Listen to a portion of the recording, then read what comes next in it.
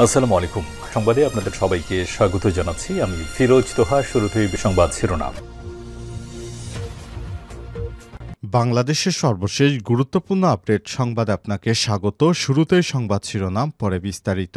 শুরুতেই জানাব, মার্চেই হাসিনার বিরুদ্ধে বিশেষ মামলার প্রতিবেদন, বললেন তাজুল ইসলাম।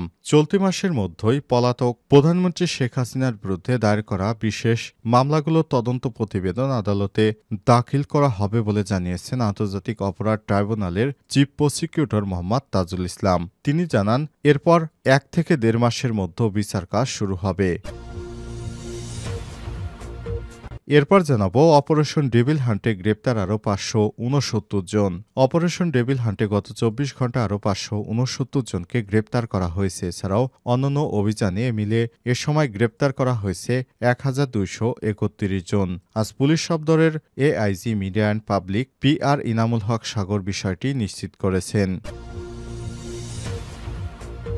এদিকে চাঁদা না দেয় 2 হকারকে অপহরণ করলেন যুবদল নেতা। চাঁদাবাজির বিরুদ্ধে হকারদের আন্দোলনে 2 ঘণ্টার মাথায় বহিষ্কার করা হয়েছে সিলেট মহানগর যুবদলের সাংগঠনিক সম্পাদক জয়দীপ চৌধুরী মাধবকে।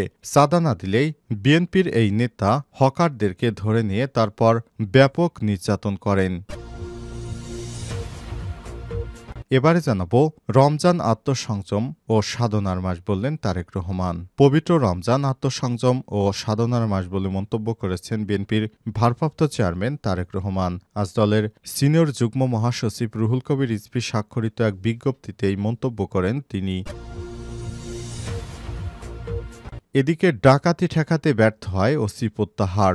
ঢাকা চট্টগ্রাম মহাসড়কে কুমিল্লার 14 গ্রাম অংশে ডাকাতি প্রতিরোধে ব্যর্থতার ঘটনায় মিয়াবাজারের হাইওয়ে থানার ভারপ্রাপ্ত কর্মকর্তা ওসি মোহাম্মদ জসিমউদ্দিনকে প্রত্যাহার করা হয়েছে।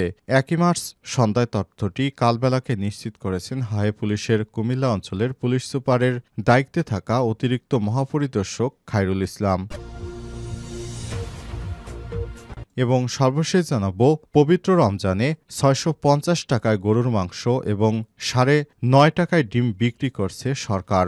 অন্তর্বর্তীকালীন সরকার দায়িত্ব গ্রহণের পর এটি প্রথম রমজান মাস, তাই সরকারের পক্ষ থেকে প্রাণী সম্পদ উপদেষ্টা ফরিদা পারভিনের উদ্যোগে এবার সরকারের পক্ষ থেকে 650 টাকায় গরুর মাংস বিক্রি শুরু হয়েছে এবং প্রতি পিস মুরগির ডিম 9.5 টাকায় বিক্রি হচ্ছে। রাজধানীর বেশ কয়েকটি গুরুত্বপূর্ণ পয়েন্টে এই ডিম এবং মাংস বিক্রি করা হচ্ছে। প্রিয় দর্শক, এতক্ষণ শুনছিলেন সংবাদ শিরোনাম, এবারে বিস্তারিত। তবে তার আগে বন্ধুরা, অনুরোধ থাকবে সংবাদটিতে একটি লাইক দিন। এই চ্যানেলে আপনি নতুন হয়ে থাকলে আমাদের সংবাদটি দেখতে দেখতে চ্যানেলটি সাবস্ক্রাইব করে রাখুন। কমেন্ট করে বন্ধুরা আপনার মূল্যবান মতামত জানিয়ে দিন আপনি বিশ্বের কোন দেশ থেকে বা বাংলাদেশের কোন স্থান থেকে আমাদের সংবাদটি দেখছেন এবং শুনছেন। এবারে বিস্তারিত। মার্চেই হাসিনার বিরুদ্ধে বিশেষ মামলার প্রতিবেদন, বললেন তাজুল ইসলাম।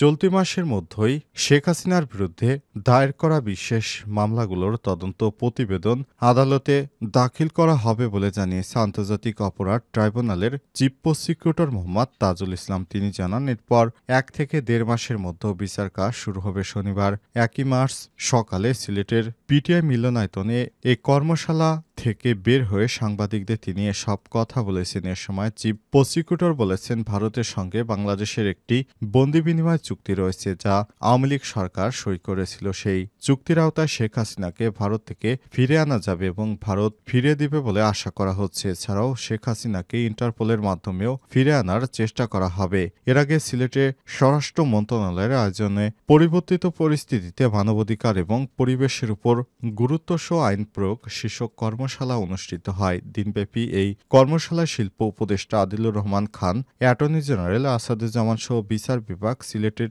বিভাগের পুলিশ সুপার, প্রশাসন, মাঠ পর্যায়ে কর্মকর্তারা উপস্থিত ছিলেন। তারা সবাই সেখানে পলাতক সাবেক প্রধানমন্ত্রী শেখ হাসিনার বিচারিক কার্যক্রম ইত্যাদি বিষয় নিয়ে মতবিনিময় সভা করেছেন। এছাড়াও কিভাবে শেখ হাসিনা বাংলাদেশের মানুষকে হত্যা ও গুম খুনের সঙ্গে জড়িত, এই বিষয়গুলো তাদের আলোচনার মাধ্যমে উঠে আসে। অপারেশন ডেভিল হান্টে আরও ৫৬৯ জন গ্রেপ্তার।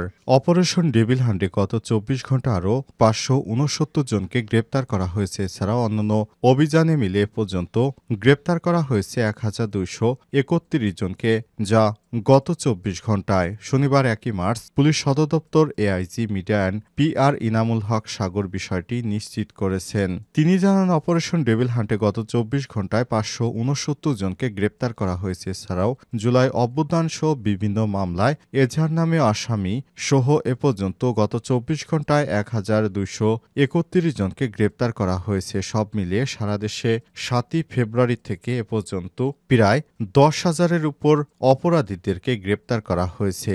এছাড়াও বিশেষ অপারেশন অনন্য অভিযান চলমান রয়েছে। অপারেশন ডেভিল হান্টে ২টি একনালা বন্দুক, ১০ রাউন্ড গুলি, ৬২ গ্রাম গান পাউডার, ৩টি রামদা, ১টি দা, 1টি ছুরি, 2টি লোহার রড ও 1টি লাঠি উদ্ধার করা হয়েছে। উল্লেখ্য, গত ৭ই ফেব্রুয়ারি শিক্ষার্থীদের উপর গাজীপুরে আওয়ামী লীগের MP মুজাম্মেল হকের বাড়িতে হামলার ঘটনা ঘটে। এরপর শিক্ষার্থীদের উপর হামলার ঘটনায় একজনের মৃত্যু হয়েছে।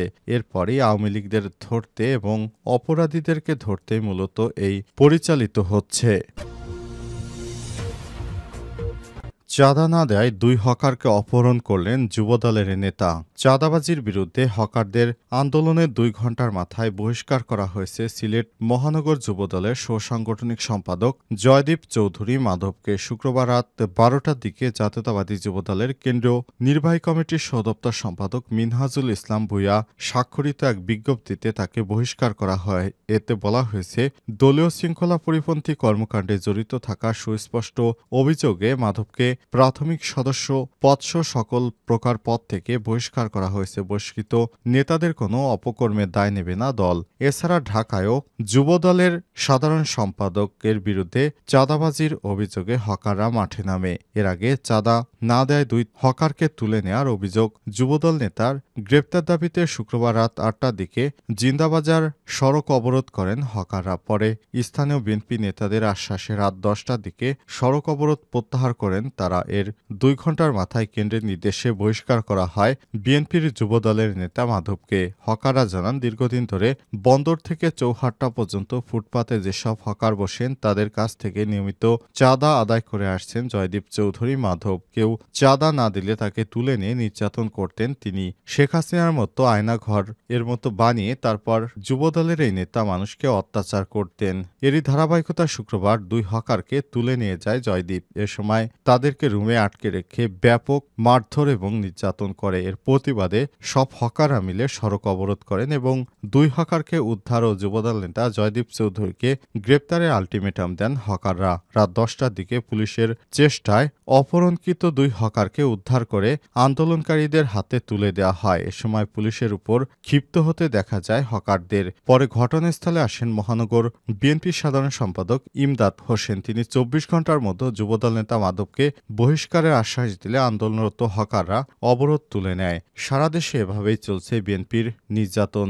দেশ স্বৈরাচারের হাত থেকে নিরাপদ থাকলেও এবার বিএনপির অত্যাচারে মানুষ এখন অতিষ্ঠ হয়ে পড়েছে। রমজান আত্মসংযম সাধনার মাস। তারেক রহমান।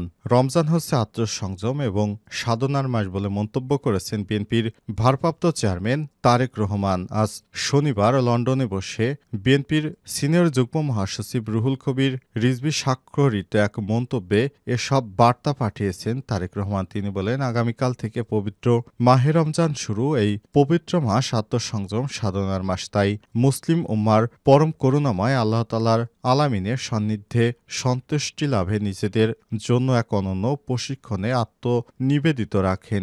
বিএনপির এই শীর্ষ নেতা বলেন, দেশ ও সারা দুনিয়ার মুসলিমরা রমজান মাসে আল্লাহর নৈকট্য লাভের জন্য সিয়াম সাধনার মধ্য দিয়ে নিজেদের আত্মার বিশুদ্ধতা অর্জনের আত্মনিবিষ্ট হয়। রহমত, বরকত ও মাগফিরাতের মাস হিসেবে এই মাসটি সম্মানিত। সারাদিন সকল ধরনের পানাহার থেকে মুক্ত হয়ে মুমিন মুসলমানরা আল্লাহর ভালোবাসা অর্জন করেন। রমজানের মূল প্রতিপাদ্য আল কোরআন। এ মাসে প্রতিটি নেক আমলে ফজিলত বহুগুণ বৃদ্ধি করা হয়। মহান আল্লাহ তাআলা বলেন, রমজান মাসই হলো সেই মাস যাতে নাজিল করা হয়েছে পবিত্র কোরআন, যা মানুষের জন্য হেদায়েত এবং সত্য পথ যাত্রীদের জন্য সুস্পষ্ট দিক নির্দেশনা। হাদিস অনুযায়ী এই মাসে জাহান্নামের দরজাগুলো বন্ধ করে দেয়া হয়। তিনি বলেন, সমস্ত রকম হিংসা, বিদ্বেষ, হানাহানি, মারামারি, কাটাকাটি বাদ দিয়ে আসুন শান্তি বজায় রাখার চেষ্টা করি।